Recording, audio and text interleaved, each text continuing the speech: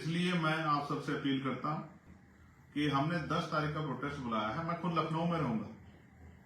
मैंने तय किया है कि लखनऊ में जो ज्ञापन दिया जाएगा, जो आंदोलन होगा, प्रोटेस्ट अपनी बात से, मैं लखनऊ में रहूंगा।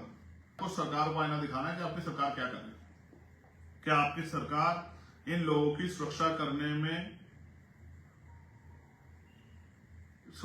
के काबिल है या नहीं है? क्या आपकी सरकार इन लोगों की सुरक्षा करने की जिम्मेदारी जो आपको मिली है कॉन्स्टिट्यूशन से, लोकतांत्रिक व्यवस्था से, क्या आप उसको पूर्ण रूप से निभा पा रहे हैं? हमें भी जीने का अधिकार है, सम्मान से जीने का, इज्जत से जीने का, लेकिन हम तो जी भी नहीं पा रहे हैं। इस देश में बुरा यह है, ना जीते जी सम्मान मिल रहा है, ना मरने के बाद सम्मान मिल रहा है। कितनी घटनाएं उत्तर प्रदेश की हैं? मथुरा 3 घटनाएं, फिर कासगंज, हाथरस, मेरठ, जलालाबाद, बुलंदशहर, जालौन, झांसी, कितनी घटनाएं। कहां जाएंगे हम लोग?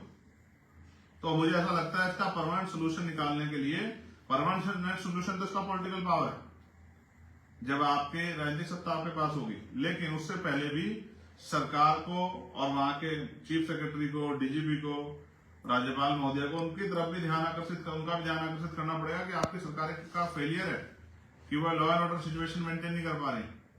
क्या हमारे माथे पे लिखा कि हमारे साथ हिंसा होगी?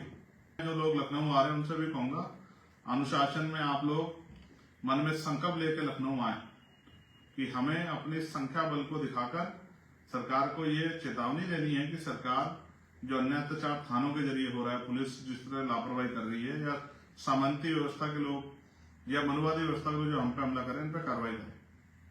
अगर ऐसा नहीं होता फिर आंदोलन करेंगे, फिर बड़ा आंदोलन करेंगे, दिल्ली में करेंगे, लखनऊ में करेंगे, घेराव करेंगे विधानसभाओं का।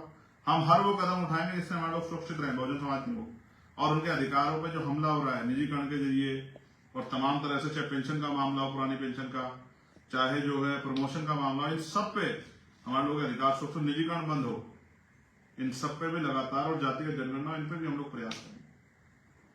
मेरे पीछे 2 महापुरुषों की जो तस्वीरें आप देख रहे हैं, एक मान्यवर साहब श्री काशीराम और एक दूसरे डॉक्टर बाबा साहब अम्बेडकर, और इनके जो अधूरे सपने, इनकी संतानें होने के नाते उनके अधूरे सपने पूरा करने का संकल्प भी मन में पैदा करें। तभी जाके जो है महापुरुषों का सपना जो है पूरा होगा, तभी जाके ये अन्याय अत्याचार खत्म होगा।